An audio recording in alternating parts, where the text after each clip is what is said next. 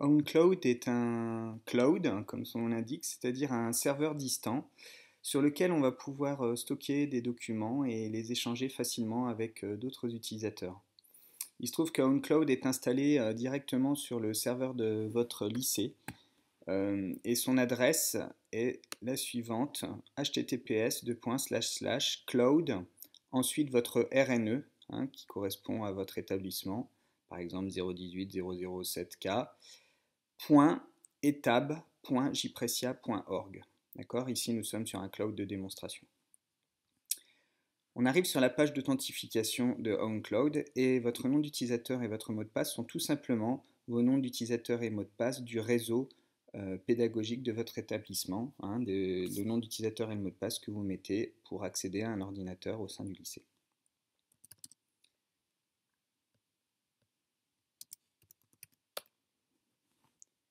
Lorsque vous connectez pour la première fois à OwnCloud, vous trouverez trois dossiers: le dossier documents, musique et photos, et un PDF, un didacticiel, un manuel d'utilisateur.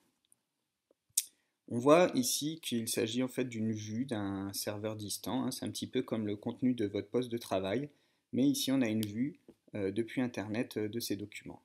Alors on verra que l'intérêt va être d'échanger facilement les documents entre tablettes et entre votre réseau pédagogique et le stockage des tablettes. Donc ici par exemple j'ai créé un dossier accompagnement 18 dans lequel j'ai placé une image et une vidéo. Donc, supposons que je veuille partager ces documents avec une classe, par exemple. Eh bien, je crée tout d'abord ce dossier ici, hein, au sein du cloud, et ensuite je peux venir partager en cliquant sur partager ici.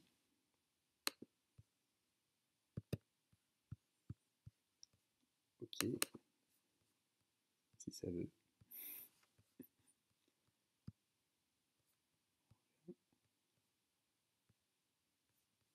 Donc je disais en cliquant sur partager. Et ici, on va pouvoir partager avec des utilisateurs, donc soit un autre collègue, soit un élève en particulier, ou bien sûr plus simplement un groupe d'élèves. Vous retrouverez toute la structure de votre établissement, les 512, etc., toutes les classes de seconde, première, terminale que vous avez dans votre établissement. Ici, je vais utiliser la classe formation, c'est notre classe de démonstration.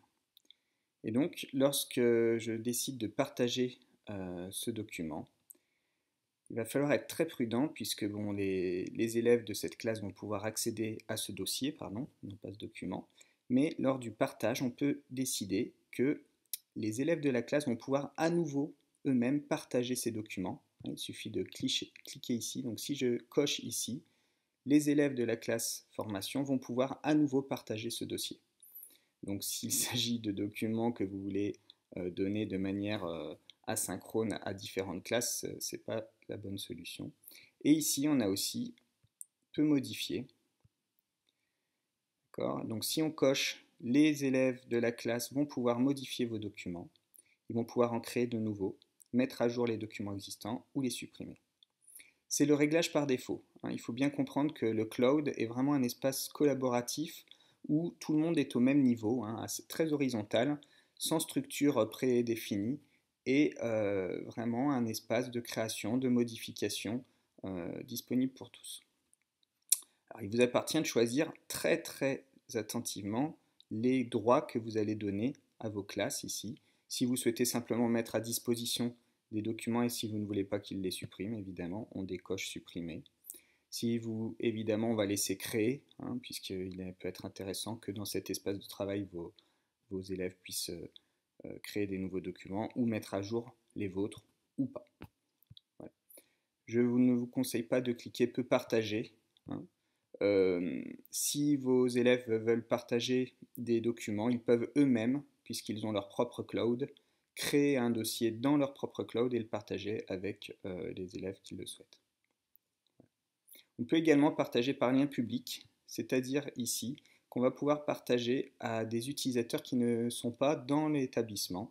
Donc par exemple en dehors du lycée, ça peut être des chefs d'entreprise avec lesquels on travaille, ça peut être des établissements de formation. Donc c'est intéressant et on va tout simplement les inviter à travailler collaborativement sur ce dossier par mail.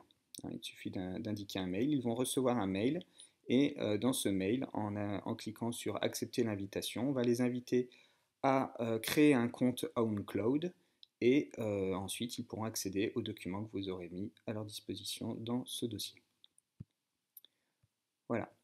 Donc bien comprendre ici que cette interface que l'on accède en web, donc c'est-à-dire par un navigateur internet, elle est accessible aussi bien sur les tablettes, sur les ordinateurs du collège, chez vous, elle est accessible de partout.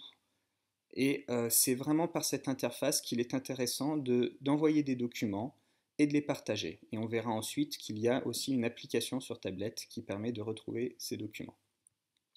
Donc si l'on veut envoyer un document, on a ici, donc on peut créer ici un nouveau dossier, et puis on peut aussi envoyer un document, d'accord, que l'on va venir chercher dans sa bibliothèque, voilà, et l'envoyer dans le dossier. Donc ici, ce dossier accompagnement 18, je l'ai partagé, on va voir ce que ça donne ensuite sur une tablette, et on reviendra dans un deuxième temps dans ce cloud du prof, ici, pour voir un petit peu de quelle manière on va pouvoir partager facilement les documents avec les élèves.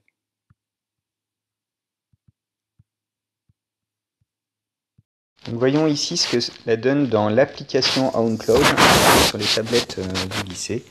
Donc cette application est accessible depuis le bureau et ici nous sommes connectés en tant qu'élèves dans cette application, on peut le voir ici, donc stage.élève44, et les élèves évidemment peuvent se connecter avec leurs identifiants de l'établissement. On retrouve ici le dossier documents, musique, photo et le manuel d'utilisateur qui sont créés automatiquement lors de l'activation d'OwnCloud, et également le dossier que j'ai choisi de partager avec les élèves. Il est donc disponible directement et on va retrouver ici l'image que j'ai mis à leur disposition.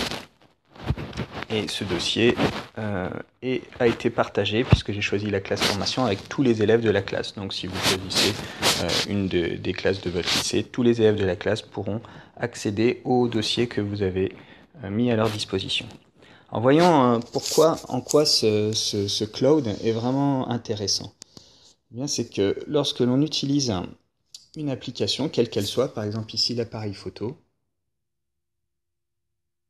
voilà, je vais prendre une photo. Eh bien, dans toute application, il y a un lien pour partager les documents. Et cette icône pour partager les documents, vous venez de la voir disparaître. Ici, elle est en haut à droite. Et ce sont 3 points reliés par des segments, ici.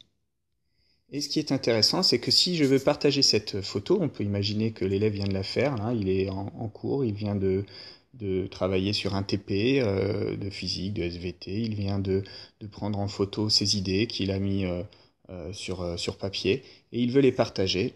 Eh bien, il va cliquer sur OwnCloud ici, et s'il choisit le dossier accompagnement 18 que vous avez mis à sa disposition, il va pouvoir téléverser en bas à droite, envoyer dans ce dossier la photo.